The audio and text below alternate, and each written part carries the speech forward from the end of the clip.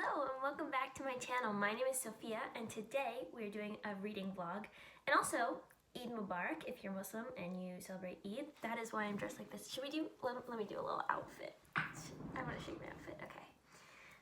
I got, my mom's friend gets a bunch of outfits from Pakistan and then we just buy them from her. I just wanted to say that all of my prayers today are going out to the people in Palestine that are suffering, and I will leave down below links to information and ways that you can help and that we all can help our brothers and sisters. But without further ado, the reading vlog of the week. Okay, so with the reading vlog, I am currently reading The Kiss of Deception by Mary E. Pearson. It has a really interesting premise. So Leah is a princess and she runs away from her home because she does not want to go into an arranged marriage with a prince that she has never met before. So she runs away with her maid slash best friend, Pauline, I think is her maid's name, and they find this small town and they start working at a tavern. And who else walks into the tavern but the prince that she was supposed to marry and an assassin tasked to kill her, and it is a love triangle.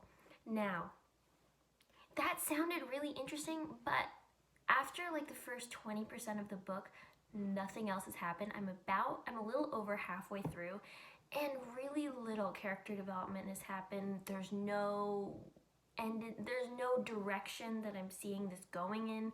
We're still in the tavern, we're still in this small town, and it's getting kind of boring. And it's just like this weird love triangle it's not even moving forward that much. So yeah, I'm not very into The Kiss of Deception. I just don't think this author is for me. I didn't like Dance of Thieves either, which takes place in the same world, but it's kind of a spin-off of this original trilogy, which is called The Remnant Chronicles.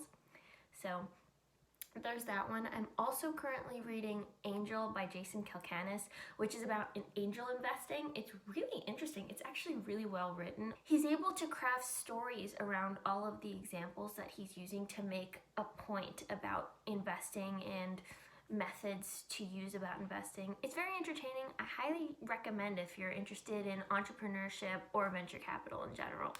I wanted to listen to it for an interview that I had last week. I got the job, yay. But anyways, also, okay, for what I want to get through also in this reading vlog, Red, White, and Royal Blue. I'm so excited. This is a romance between the Prince of Wales and the son of the president, who in this world, the president is a woman. And I'm very excited. I think it's gonna be bubblegum fun. I think it's supposed to be the world through rose-colored glasses, which should be a nice kind of escapism from all of the horror that's going on right now. And I think it's supposed to be a little bit spicy too. So I'm excited for that. And then I'm gonna read my first manga, which is Yona of the Dawn. It's my favorite anime, and the anime is based on the first 8 volumes of the manga series. So I'm going off volume 1. So I should know all of the information that's going to be in here, but hopefully we'll get a little bit more background. And I think I'm excited to get into the manga format. And I feel like I'm gonna love this one.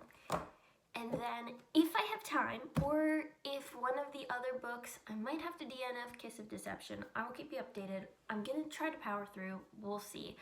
I hear it picks up at the end, but I thought Dance of Thieves picked up at the end too, so, and that didn't really work out for me. But I'm gonna see if I have time for Circe. I loved Song of Achilles. That is my new absolute favorite book of all time. So I had to pick up something else by Madeline Miller. And Circe, it's just a feminist retelling of Greek mythology. So up my alley. I love Greek mythology. I loved Percy Jackson. So I'm excited for Circe. And it's about the goddess Circe. Kind of self-explanatory. I'm going into this one a little bit blind. I don't want to know what happens. The only thing that I know is she turns men into pigs. And she's a goddess exiled on an island. And she meets Odysseus. Okay, so I know a good amount. But I don't want to know too much because I really want to delve into her life. So yeah, I hope you enjoy this reading vlog and enjoy the experience.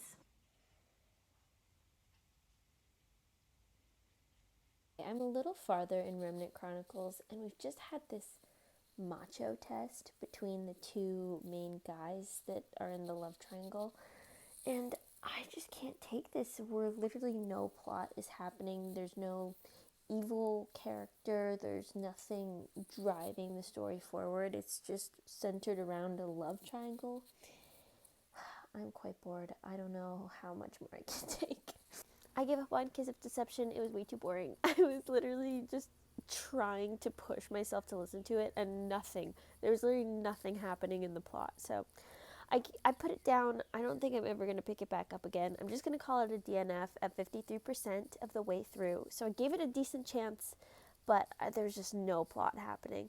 So now I was trying to find a fun audiobook to listen to while I help my mom get ready for her party. I'm rolling up forks and knives in napkins. And I found this one on Audible. It's a free audio. It's like one of their included audiobooks, and it's called Call Me Maybe. It's so good. It's almost like a movie in an audiobook form. So this lady, she is trying to build a website for her business, and the customer service guy that picks up after her 4 hours of waiting on hold, she and him kind of get into a romantic, like they kind of have a back and forth, and he's trying to help fix her problems with her website, and they end up being on the phone for 8 hours, and you're listening to this customer service call, and then you get these little asides from each of them, and now we're a couple days into it, so like they've picked up the phone, put it down a couple times, and they're still working on the website and trying to troubleshoot with the website and connecting more and having a conversation. It's really cool, and they have background noise of birds chirping in the back, which kind of sounds like that now with the birds chirping in my background. But also, like when he's at the grocery store and talking to her, they have the little shopping cart sounds in the background. It's a really well produced by Audible. Like, snaps for them. But I'm having fun. It's really enjoyable, lighthearted. I'm liking it so far. Oh my god, I'm losing my mind. I'm losing my mind. There's a plot twist that I totally didn't expect. What? This is so good. I'm obsessed. You have to listen to this if you have Audible Premium Plus. If you have access to this audiobook, you have to listen to it. It's so good. It's such a simple concept, but so well executed, and this is so entertaining. Okay, listen to it. Go listen to it. Go listen to it. Happy Saturday. I just finished Call Me Maybe. I loved it. I gave it 4.5 out of 5 stars because it was fantastic. I loved Vera. She was so sweet and bubbly and so much fun. Oh my god, my arm is getting tired. And Cal was like this nerdy, cute, geeky guy. The reason why I took off half a star was that the ending I wish had more of them in person together. It just kind of felt a little abrupt at the end, and also it was a lot of, this is the lesson that I've learned, and like, let me really drive home to you all of the lessons that I've learned throughout this book. And it's great that they've learned lessons and developed as people. You know, I love some good character development, but it was just a little bit too cheesy of, I have learned lessons, and this is me standing up for myself. And so, yeah. But besides that, it was super fun. It was so well produced. It was such a simple concept, but so well executed. I loved it. Definitely listen to it. Now, my whole TBR is just out the window. Because I started Night Circus by Erin Morgenstern. I've heard so much about it, like so many people have talked about it, and I kind of wanted a fantasy circus literary experience, and so that's what this book is. And I'm about 30 minutes into the audiobook, and I absolutely loved it, so I ordered the physical copy so that I can read physically alongside listening to the audiobook. I got the audiobook for free on Libby, so there's just an experience of reading it physically and listening to it that just fully immerses you in the story that you can't get when you're just listening or just reading physically. There's just that combo together. It's fantastic. So I only do that, and I only buy physical books when I start an audiobook and I really love it. And this one is fantastic so far. I love the writing, the setup. I'm excited for this. I'm excited for the magic that's going to happen. I like that it's a black and white circus that's only open at night. There's a lot of mystery, lots of questions that I have so far, and I'm excited. After the Night Circus, I'm going to read Red, White, and Royal Blue. I really want to get into it, but it's just like, I don't know. I don't know why I keep putting it off. I think it may be the fact that I'm going to read it physically makes it more difficult, because when I'm listening to an audiobook, I can do other things, whereas if I'm reading physically, I have to sit down and open the book. And Red, White, and Royal Blue, I have the audiobook on Libby. The narrator is just grating on my soul a little bit. Also, the narrator of the Night Circus is Jim Dale. I think that's his name. He's the one who narrated Harry Potter. Should have narrated Game of Thrones. Instead, we got some like goblin dude on Game of Thrones. Ugh, awful. But on Night Circus, he's absolutely fantastic. He's one of the best narrators, and his British accent is so satisfying. I'm excited. Okay, I'm gonna keep listening to it, and I have to roll forks and knives into napkins to keep prepping for the party, but I have a little partner here with me who just got a haircut.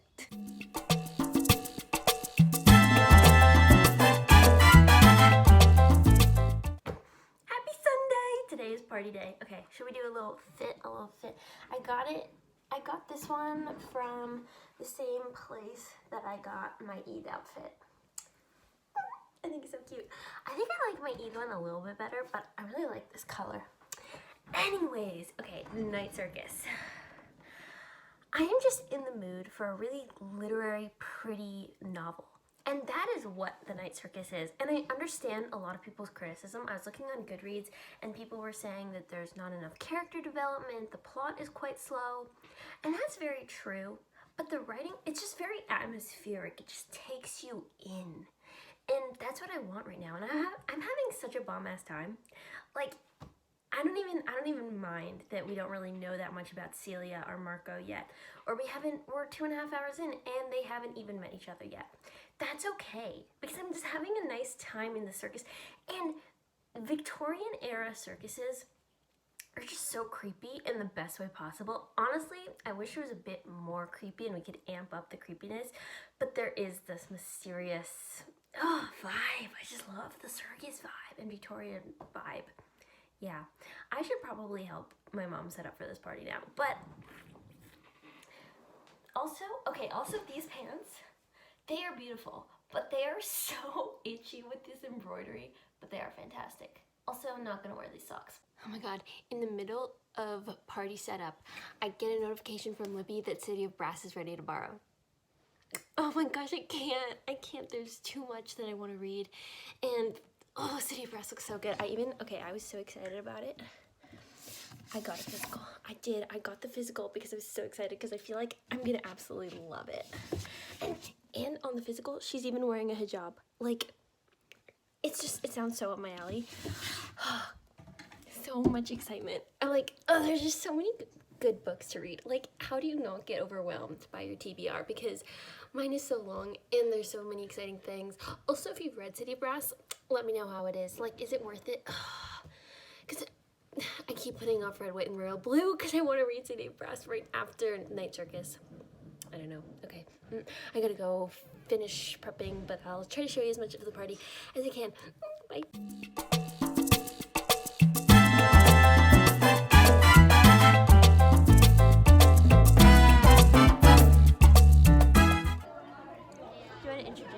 Hi, I'm Sarah. I also have a YouTube channel. I'll link it. Okay, bye. The party's over. I've changed, and guess what just came? A package. I'm so excited. Solo quiero leer, pero necesito limpiar. I should probably cut towards myself. Also, this dog, some people dropped lamb, I guess, and she ate it, and she now has yellow oils from the lamb all over herself, and she got groomed literally on Thursday, and today's Sunday. So somebody needs a bath. She is covered in bits of food that she found and ate, and I guess reveled in. But anyways, oh. Look at what came. Night Circus. Oh my gosh, it's actually shorter than I was expecting. How many pages is this? Ooh, look at these end pages.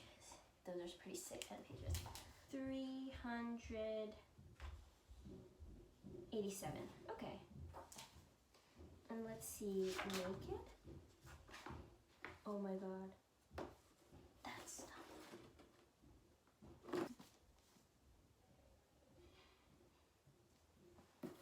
Good. And the silver. You see, it's reflective silver.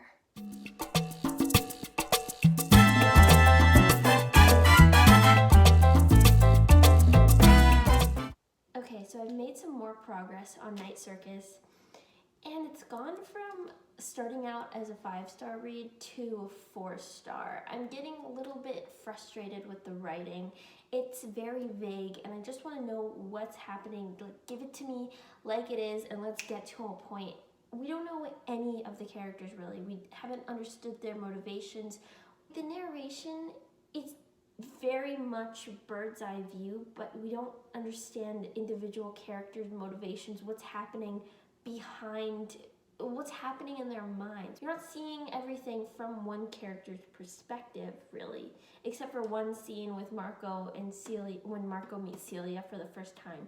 Then you get to see his perspective on her and his interpretation, but overall we're just getting a narration of events that are occurring, which is a lot less interesting. It's like, I don't care because I don't understand why everything is happening, and you're making everything a question, but I just want just give me more answers, you know? Like, we're so far in this book and I'm not getting the answers that I'm looking for.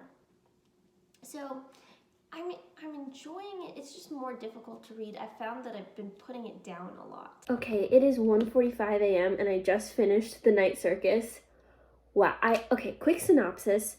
2 magicians are set up in a competition against one another. The rules of this competition are very unclear, but they come to find out that the location for this duel, as they call it, but it's not really a duel, but the location of the duel is the Night Circus, which is a traveling circus that these magicians turn into and make it more of a magical experience than the patrons think. This book felt like reading a fever dream. I was completely engrossed. It was amazing how descriptive the writing was.